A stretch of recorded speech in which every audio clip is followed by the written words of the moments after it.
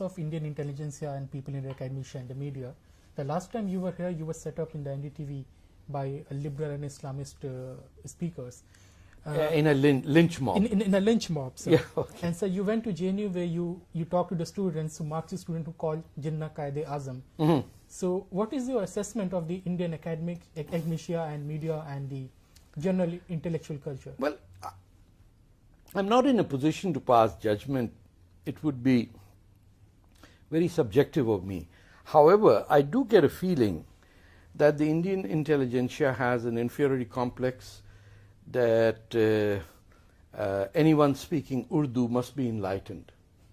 So when they run into Pakistanis who speak very caste Urdu, they get overwhelmed and they say, you know, that this is a very learned person.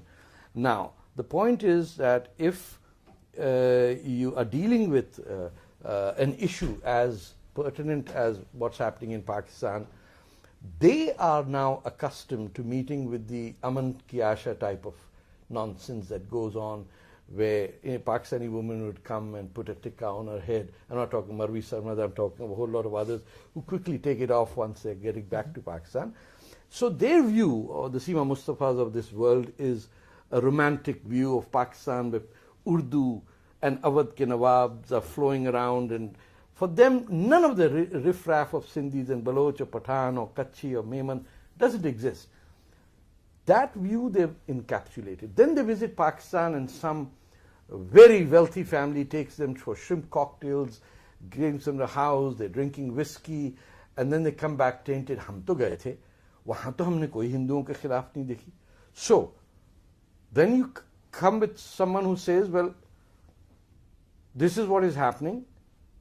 It's not just that they're anti-Hindu, but Zulfikar Shah is sitting outside the press club. He's a Muslim. They try to poison him. Suddenly they become more Pakistani than the Pakistani. So I raised this issue about him, and none of the Delhi-based leftist intellectuals have visited him. Not one. Why do you think is it so? Is it because of the left's general confusion regarding Islamism, or is it because no, the left has not figured out how does Google make $10 billion without manufacturing anything. उनको समझ ही नहीं आ रहा कि वो steel mill की philosophy कैसे apply करे. ना को पैदावार हो रही, ना को वो खरीद रहा है गूगल. इकोनॉमी नहीं समझ में आएगी तो how are you going to...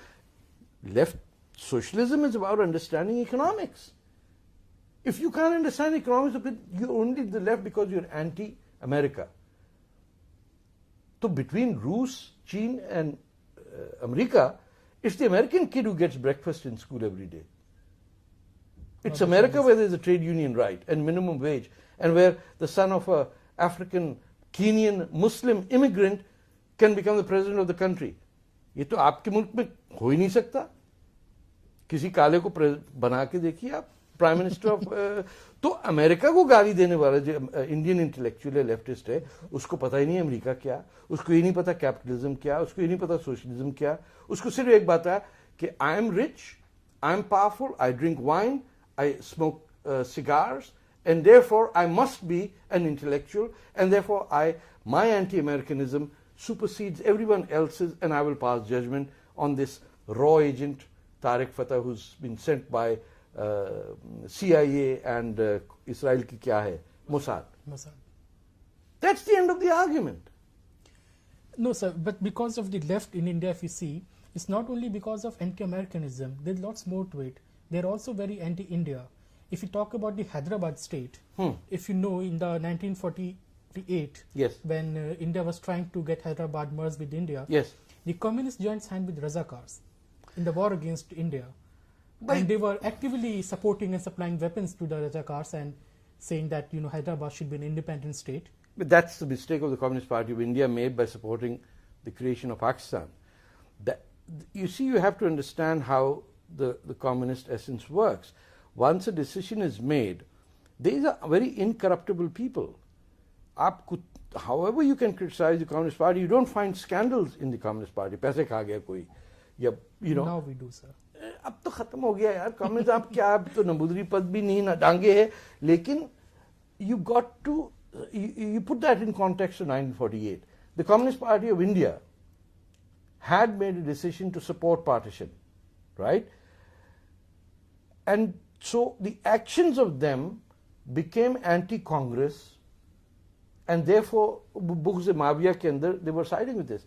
In fact, the reports of the Hyderabad invasion or the liberation, depending which side you are on, have not yet come out from the Royal Commission. If I'm not wrong, there were large number of casualties that took place of anti-Hindu pogroms that were carried out by the Razakars. I think tens of thousands of people died, Yes, sir. but it was covered up because, and one can understand Mr. Nehru's position that the one thing they didn't want was an explosive situation inside India at a time of partition, कि हिंदू मुसलमान दंगा वहाँ शुरू हो जाएगा. You had a very bad situation. All of Delhi's Muslim population was living in the Red Fort at that time. Maulana Azad and the other Muslim leaders, Mr. Kidwai and all these who were the Congress, their hands were cut off. As Ghaffar Khan said, you sent us to the wolves. So there was general paralysis in one of the most one of the greatest tragedies of human civilization that took place in 47. तो उसमें हैदराबाद का issue जो है, it could have been the mistake of the communists in the tactical decision. It wasn't something some evil instruction came from Moscow के सट कर दो इनको.